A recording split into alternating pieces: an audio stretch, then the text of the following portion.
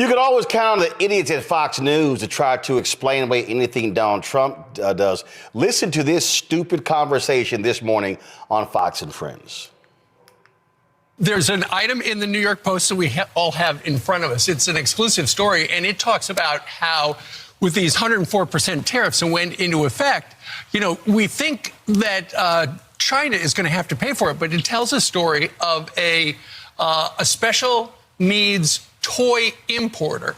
And when the tariffs went into effect at midnight, his tariff, he's been paying a tariff because he gets stuff from China, $26,000 a year. His tariff bill went from $26,000 at midnight to $346,000.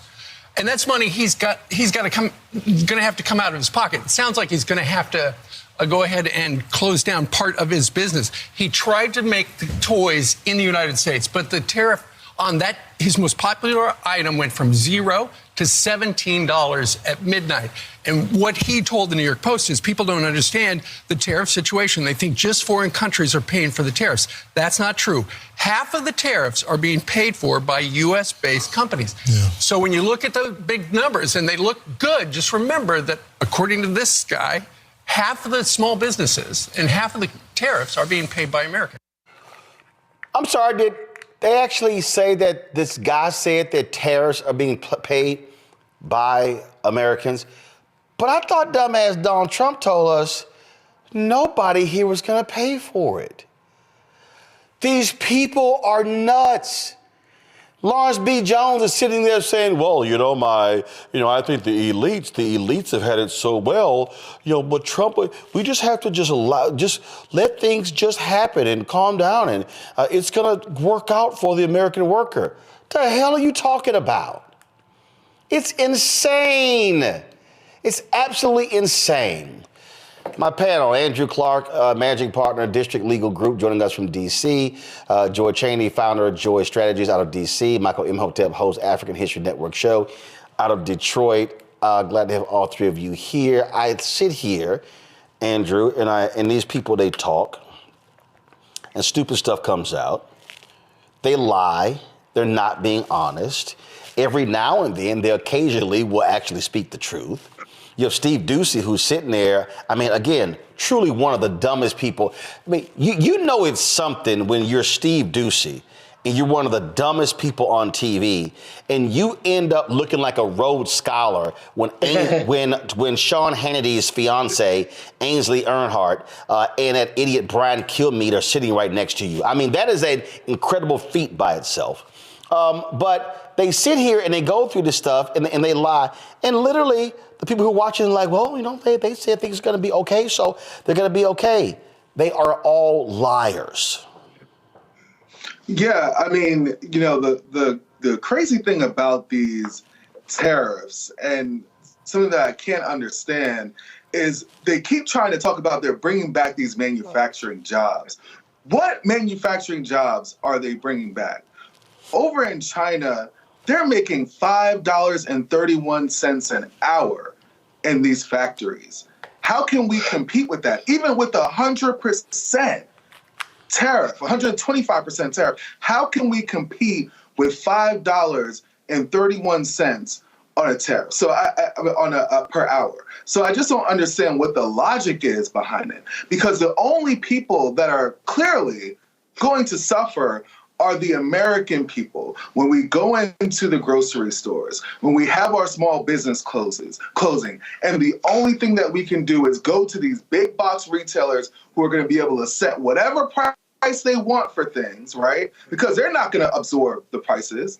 They're not going to take food out of their children's mouth. They're going to take food out of our children's mouth, out of our hands, and close down all of these small businesses that are competing with them, Roland. What's amazing to me, Joy, is that he was lying when he was running. He was straight lying.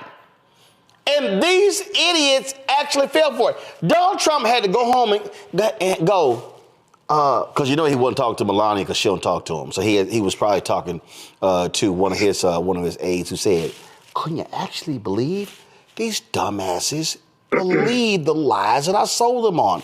They fell for it hook, line, and sinker. They have continuously fallen for it hook, line, and sinker. Donald Trump has been talking about tariffs and getting it wrong for decades. For decades. The only people who didn't understand what were going to happen with tariffs were the people who voted for him. Everyone else understood, including economists, understood that this was going to be a disaster, not only for the world economy, but for the American economy. There are no surprises here. What I find amazing is that he tends to spin the fact that companies have been at his doors. Not China, by the way, but others. And look, everyone, of course, wants to make a deal, but it's for someone who is an economic terrorist, right, which is almost what he is, wreaking havoc on the entire world.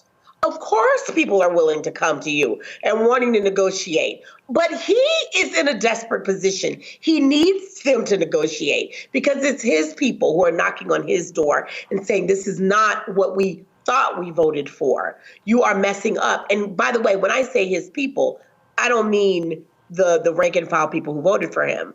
I mean the corporate oligarchs that funded his campaign and that ultimately capitulated to him. Even they are saying, no, this is unacceptable.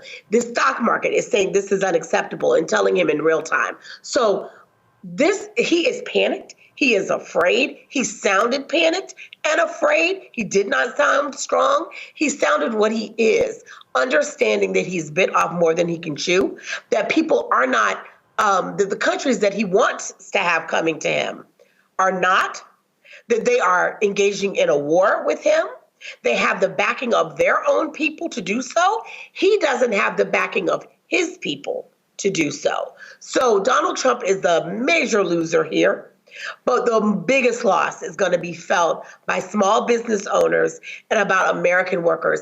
And last thing before I give it back to you, the people who are thinking that this is going to result in jobs for the American worker that they would want to have, it's so sad. Those jobs are gone. And if they were to somehow show back up here, they're going to be done by AI machines, right? They're going to be automated. This is the one and he's lied to people. This is the one that cracks me up, Michael. This is what cracks me up the most.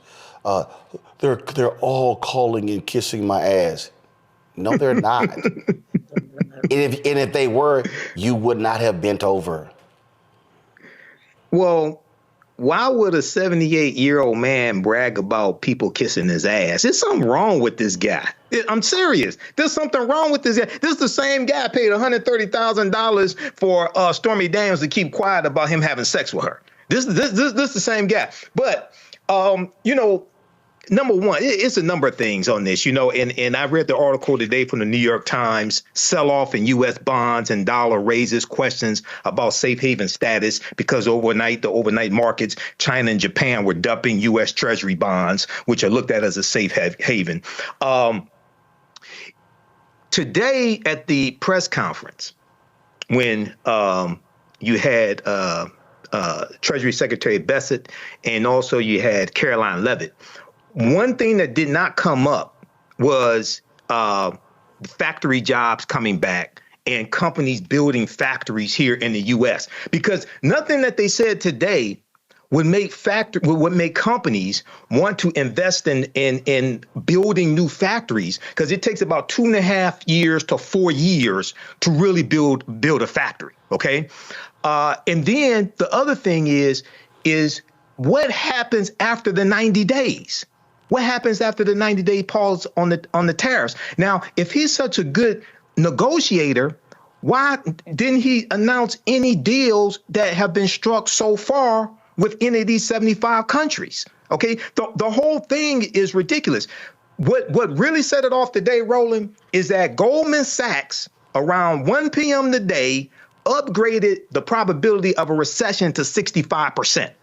OK, and Reuters has an article on this as well as Business Insider. And then about an hour or so later after that, Donald Trump comes out with this 90-day pause. But yesterday, when they were asked about it after economic advisor Kevin Hessett, after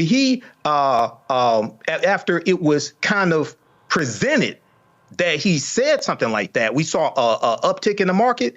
The White House said, no, it's not going to be a 90-day pause. But then the next day, here you have a 90-day pause. So Donald Trump is scared. He saw the stock market continuing to tank. He's getting pressure, increased pressure from Republican senators, from some Republicans in the House, because they're getting massive pressure from Republican voters. Right. And also, Elon Musk yesterday called trade advisor Peter Navarro a moron and dumber than a sack of bricks. And it was Navarro who was the one who came up with this funny math for the tariffs. Okay, so all this is closing in on him. But this is a catastrophe. But it didn't have to be this way, because 400 economists back in September 2024 signed on to a letter stating that VP Kamala Harris's economic policy would be much better than Trump's, and Trump's would tank the economy. Well, and that's why I keep saying that these folk are getting exactly what they wanted, and it's playing out. And so we all said, we tried to tell you, but y'all didn't want to listen. So that's where we are. Hello, I'm Isaac Hayes III, founder and CEO of Fanbase. Listen to what I'm about to tell you. The window to invest in Fanbase is closing. We've raised over $10.6 million of our $17 million goal. That means there's room for less than 6,370 people to invest in Fanbase for the average amount. The minimum to invest in Fanbase right now is $399. That makes you an owner in Fanbase today. Go to startengine.com/fanbase to invest. Why? Because current social apps have taken advantage of users for far too long, with content suppression, shadow banning, harmful racist content, and no real tools for monetization and equity. Fanbase has over 1.4 million users and counting, allowing anyone to reach all their following and monetize their content from day one. Social media is the new TV, and whoever owns the apps that distribute that content have the opportunity to own potential billion-dollar companies. While big platforms with uncertain futures are failing to serve their users, Fanbase is stepping up to fill the gap. Don't wait until it's too late. Invest now, invest for yourself and your future. Go to startengine.com/fanbase and own the next generation of social media.